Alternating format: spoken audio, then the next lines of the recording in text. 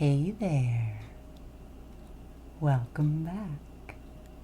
Today we are in my kitchen and we are going to be doing a farm share CSA haul.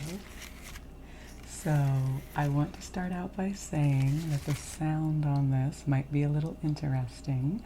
I am not wearing my headphones because I want to be free to fully interact with the produce, and I have my window open because it is quite a humid day today and we have some kitchen sounds and things going on, and my cat may well leap up here on the counter. This could be complete shenanigans, but I really wanted to share with you some of the things that I am receiving in my weekly farm share.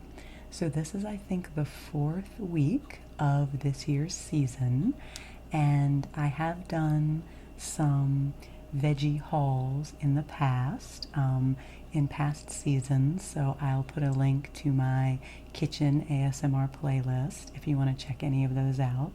There's one from the fall season, and then there are 2 from later in the summer when things are a bit more abundant. But I haven't done one, I don't think, quite this early in the season, still in June.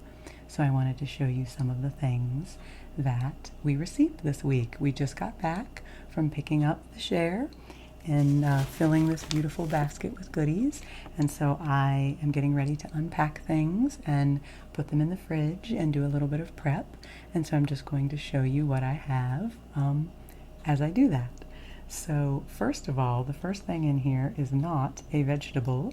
You might note this brown paper bag here. We'll see how crinkly this sounds. This is a loaf of bread, and I'm very excited. Just a little bit of crinkliness here. I'm very excited that this year our CSA has partnered with a local bakery. If you don't know what CSA stands for, it is Community Sustained Agriculture. There are some variations on that acronym, but it's basically when farmers sell shares of their produce that they will be growing throughout the season, and as members of the CSA you pay for a share, and each week you get to go and have a share of the veggies that have been harvested that week, and it helps the farmers because they have some income ahead of time, and some commitments from people to be buying their produce. And as a consumer, it's amazing because it is usually quite a good value, and you get all kinds of amazing seasonal goodies. So our farm share, in addition to the veggies, they sell eggs, their own eggs, and then they also partner with some other local food vendors so that they sell milk and some local cheeses, some soft cheeses, which are really yummy, and also this year, bread. So I'm going to pull out this beautiful loaf of bread to show you. Oh my gosh, it's gorgeous. Look at it. Do a little bit of bread loaf tapping here for you. This is from a local bakery called Little Bear Bakery. It's like a cottage bakery. I don't think they even have a storefront. I think it's just one person who bakes the bread and sells it at the farmer's market. And our farmers at our CSA decided to partner with them to offer bread to the CSA members. Check that out. Is that not gorgeous? So this is a wheat loaf that is made with a pretty local wheat as well. That's what's neat, is that this baker uses local flours and the local ingredients in the bread. Oh my goodness, look at the gorgeous lines on this bread. It's got some gorgeous curves and lines. and it's been a different kind of bread each week. We got a sourdough one week and some ones with different heirloom flours. So I'm just super excited about this loaf of bread and I wanted to show it to you. So that's another benefit of being a member of the CSA, is that we have access to these other amazing local products all right at the farm. And this farm is just a few miles away from our house, so it is quite local, quite a low amount of food miles for our food to travel, and it's just so special to be able to utilize that. And let me tell you, this bread smells absolutely amazing, so I will be excited to bust into this. I'll show you the bottom. Bread tapping. Has anyone introduced this to the ASMR community yet? I don't know, maybe I'm the first, but I like it. So the first item in my farm share this week is this beautiful, beautiful loaf of whole wheat bread. So I will put that to the side over here. And wipe off my floury fingers a little bit. And then the second thing is also not food, but these beautiful, beautiful flowers. These are Canterbury bells. I forget the actual technical name of these flowers. I will put it in the description. But look how beautiful they are. They are truly bell-shaped, and sometimes they are pink and white, but this week they are all purple, and they are just so lovely. So every week we receive a bouquet of flowers as part of our CSA as well. One of the people at our farm is a very talented flower grower, and she does flowers for events as well. She did the flowers for my sister's wedding quite a few years ago, and that was really special.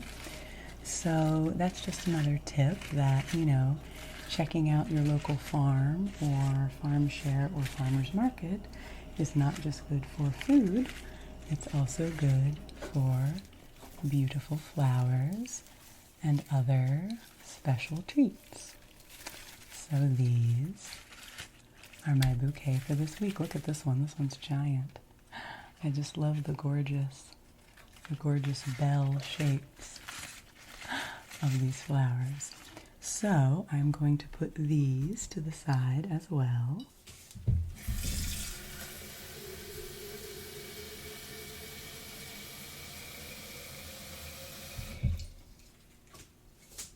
I just actually took a little side pause there to fill up this jar with water, and I'll just plop these in here for the moment. I will arrange them more thoroughly later on, but they are just so lovely. So I will put them here beside us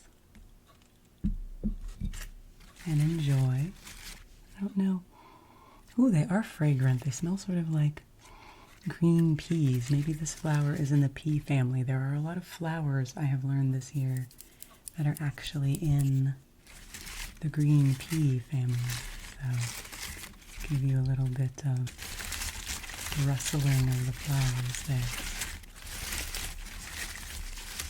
there. Okay, so now that we've looked at bread and flowers, let's get into the actual produce and yummy goodies in this basket. First, we have this long bundle.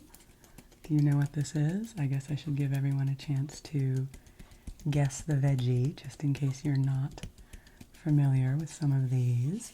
This is a rhubarb, and you can see the beautiful rosy color that it has. In addition to the green, this is nicely bundled with a rubber band here so it won't fall apart. Some rhubarb tapping, and rhubarb is quite tart. It is very yummy. It is often paired with strawberries because strawberries are a little sweeter. So strawberry rhubarb is a popular combination. And this will be the last week, I think, that we will receive rhubarb in our share because it is a spring vegetable and it usually wraps up earlier in the season than some of the other things that we receive. And what I have been doing with this rhubarb each week is I have been just chopping it up. You kind of chop the rough ends off here and compost those. And then I've been chopping it into chunks, putting it into a baking pan and putting some sugar on it, mixing that up, letting it sit in the fridge overnight to kind of absorb the sugar and release some of the juices. And then the next day I make kind of a crumble crisp topping with oatmeal and flour and brown sugar and spices and sprinkle that on top and then just bake it. And it is delicious and lovely and can be a dessert or a somewhat decadent breakfast. And it's just a really special treat. So rhubarb is just a really, really cool plant. If you ever get to see it growing, it has these tall, fluffy leaves and it grows tall white flowers. It's quite a spectacular looking plant. So we have this beautiful, beautiful rhubarb. Next up, we have one of my favorite things that we get from the farm share, and this is something you will pretty much only see at farmers markets and farm shares and maybe co-ops. You don't usually see these in the regular grocery store. And these are garlic scapes. So I'll pull out just one here so you can see it. If you've never seen a garlic scape before, let me give you a little rundown on what this amazing curlicue is. So garlic, the garlic bulb that you're probably more familiar with, that grows under the ground, and that's the part that we typically harvest for garlic, is the bulb. And that bulb that grows underground, if it's a hard neck variety of garlic, there are hard neck and soft neck varieties. Soft neck do not have a hard stem in the middle. That's what you usually get at the grocery store. The hard necks do have this stem. And the stem shoots up this green scape, which grows up above the ground and shoots out this little pointy part, which is actually a flower bud. And if it was allowed to completely go to seed, this would bust open and a bunch of little garlic, mini garlics would come flying out. That's one of the ways that hardneck garlic reseeds itself. But it's become more popular lately. I think in the past these were often just sort of cut off and fed to animals on the farm or even discarded because you don't want too much energy to go into the garlic scape. You want the growing energy of the plant to grow into the bulb so that you get the nice full garlic bulb. But it's become more popular to cut these scapes off and actually sell them at farmers markets and for people to use them because they're delicious. They are very garlicky themselves, not as pungent as the garlic bulb, but they have a lovely green verdant flavor, and you can just chop them up. Don't know if they make much of a sound, but you can chop them up and use them in stir fries or in soup, or I like to put them in scrambled eggs, anywhere that you would use garlic or use anything green. I have also pickled them, and that was delicious. And they're just so much fun. And they keep quite well, so I can put these in the fridge and they will stay fresh for several weeks. So I can use them up over time if I have other vegetables that I'm trying to use first.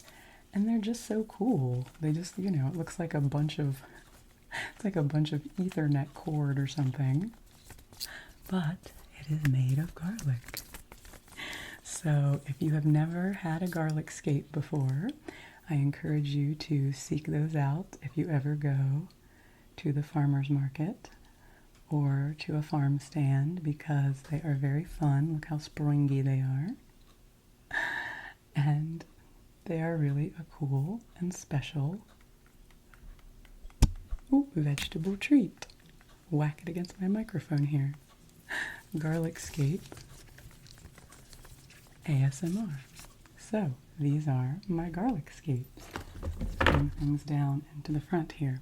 Okay, the next thing we have is a beautiful, beautiful bok choy. This leaf wants to come off, so I'm just going to let it fall. A beautiful bok choy with its crisp white stems here, and then its beautiful green leaves. And you often think of bok choy being used in Asian dishes. That is what I usually use it for. I usually use it in stir fries. I made a stir fry last week with the bunch that we got. I chopped it up and used some tofu and some salad turnips that we got from the CSA, little white turnips. We didn't get any of those this week. And let me see, what else did I put in there? Maybe some carrots. And I made a little sauce with just soy sauce and sesame oil and some peanut butter and some vinegar and a few other things. And made a little homemade stir-fry sauce and used the beautiful bok choy. So you can see some sort of little critter has been chewing on this one a little bit. It usually comes with some holes in the leaves. That's one of the beauties of organic produce, since they are not sprayed. Sometimes the bugs do get a little bit of a share of the veggies, but there's still plenty for us to enjoy in this beautiful bok choy. If you can hear a little bell ringing in the background, that's my cat who is grooming over to the side, and you can hear the bell on her collar a little bit, I think. So this is the bok choy. Next up, we have some beautiful, beautiful red radishes.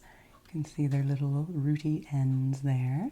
These are, I think, French radishes are the long, skinny kind. And radishes are a lovely snack. You can just chop them up and eat them. They have a nice sort of sharp, peppery flavor, a little bit spicy. And I also like to put them into stir fries. You can also roast them, which is something that I basically, because we get so many different vegetables, I think I have tried roasting every single thing that we get, and I was pleasantly surprised at how yummy the roasted radishes were. And another cute thing about radishes is that Hazel, our dog, really likes radishes as a treat. So whenever we get radishes, we always give a couple of them to Hazel. So she likes a good bit of different produce. You know, dogs often like carrots and things like that, but I think it's cute that she likes radishes. So there's this beautiful, lovely little bouquet of red radishes. And please let me know if you love any of these vegetables, if any of these are not your favorite, or what you like to do with them, because I am always looking for new ideas for how to use my produce. So, hello little radishes. Okay, put the radishes to the side. Let's see what else is in here. This is the first week that we have gotten kale. Good old stalwart kale. It was once so maligned and is now, you know, a veggie superstar. I love kale, and this is just a lovely little bouquet of dinosaur kale. Let me see it there. It might be a bit, kale is a bit squeaky, so I'm not sure about the sounds of kale. I will try to keep that gentle. But I love kale. I mean, there's so many things you can do with it. You can cut it into little chunks and roast it in the oven and make kale chips. You can put it into stir fries, salads, again, scrambled eggs. I really like to just steam it. steam it lightly, kind of in my cast iron skillet, sort of steam saute it and put a sauce on it. Sometimes I make a lemon tahini sauce to put on kale, which is just lovely. And, you know, it's just a very versatile green, very good for you. And again, something that keeps really well. So I will put this through my salad spinner and then chop it up and put it in a bag in my fridge and use it up as I see fit. And we will get a lot of kale throughout the season in our farm share. We will start getting more and more greens, kale and collard greens. Up until now we had gotten some spinach, but the spring spinach season is kind of over now. Later on we will get some New Zealand spinach, which comes on in the summer, which is another variety. But for now, I'm very, very grateful to have our first batch of kale. So, hello little kale. Okay, put the kale to the side, and I got so excited when I saw this at the farm this week. Maybe not everyone would get as excited as me, but I love beets. So these are beets, beetroot as they are called in some parts of the world, because the root is the part that most people are familiar with. Of course, you can also eat the beet greens. So you can use these from tip to tail. You can use all parts of the beet. And I just love beetroot so very much. That's another vegetable I love to roast. Oh, I love to roast. I also really love to make a beet latte, which is a recipe that I got from Pickup Limes. I will link to it in the description, which is basically you just take a steamed beet and blend it up in your blender with milk of your choice. I usually use oat milk and some maple syrup and spices, and it makes a lovely, beautiful pink drink, which is very flavorful and grounding. And of course you can add coffee to it if you like, which I do not, since I am not a coffee gal, but perhaps I'll add some of my dandelion root dandy blend to it this year. I hadn't thought of that yet. I haven't made a beet latte in quite a while, so perhaps I will do that with these beautiful beets.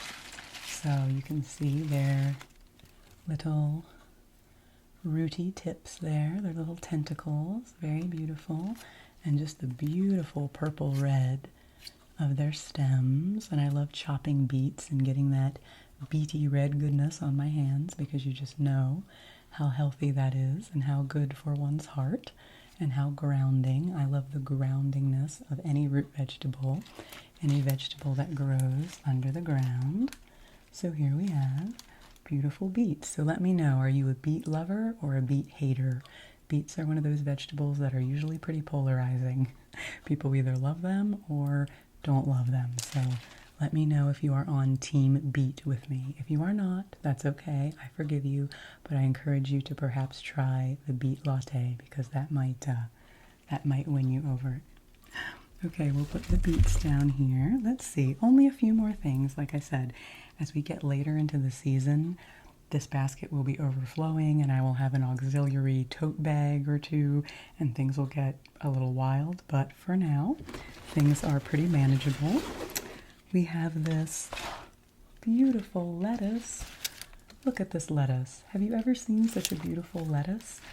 I think that probably the two vegetables, well, there's a handful of vegetables, but the vegetables that really make the most difference when you get them straight from a farm are lettuce and celery, and then probably tomatoes, because, you know, farm fresh tomatoes are just amazing compared to, you know, store-bought, traveled a long way, usually kind of hard store tomatoes. But the lettuce you get in the store, you know, is often kind of limp and pale and not that beautiful, you know, from a big supermarket. But this lettuce is just so vibrant. I mean, it's just so beautiful. Look at it. It's silky and beautiful. It's so soft. So you can get a little bit of lettuce action. Again, I don't know how some of these leafy things will sound, but we'll see. But This is just such a beautiful lettuce. And so every week I make a big salad. Again, I put this through the salad spinner and make a big chopped salad with some of the other vegetables. And I make a homemade dressing, and my go-to dressing is just equal parts olive oil and vinegar, either apple cider vinegar, red wine vinegar, or maybe even balsamic vinegar, whatever you have, and a little bit of mustard of some kind to sort of emulsify things. And then you can also put some maple syrup, something sweet if you want. You can put a little bit of mayonnaise or something in it to make it a little creamier. Some Italian seasoning is usually good.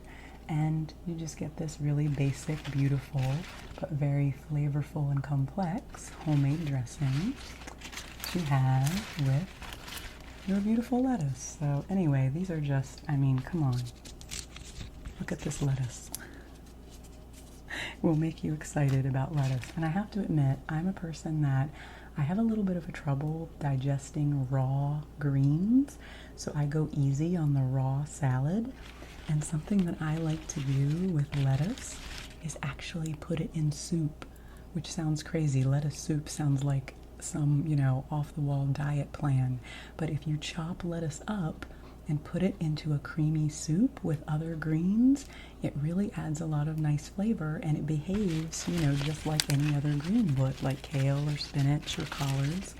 And you can really have a beautiful warm dish with lettuce as well as a cool dish. So once again, there's a little bit of debris there.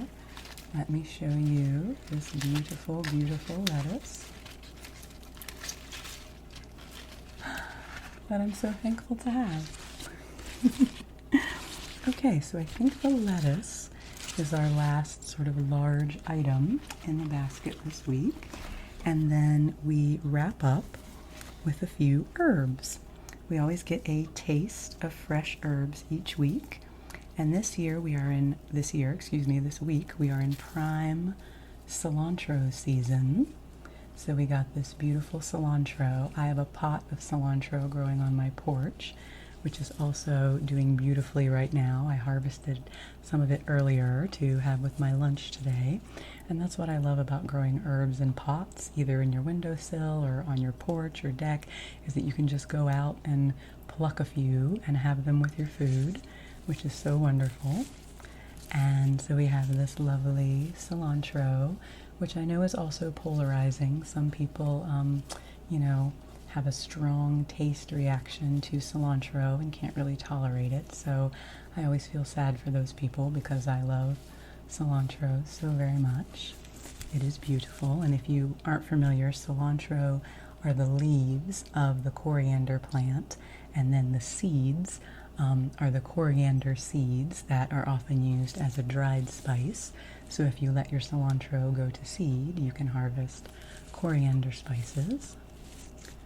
So we have this cilantro, and then rounding things out, we have a beautiful, just a little taste, just get a little taste of herbs, a beautiful little taste of fresh dill, which is another one of my absolute favorite herbs. I love all herbs. I have some dill growing out on my deck as well. It's not quite this far along yet. Oh, I will waft the smell of the fresh dill over to you. It's so soft and pretty. It has such a nice texture. Feels very soft. Yes, I will touch my face with the beautiful dill. I can't reach you today the way I have my camera set up, but like I said, I did a video once doing your makeup with flowers. Perhaps I should do your makeup with herbs and vegetables sometime. But here is the beautiful, beautiful dill. So, I think that is everything from the share this week.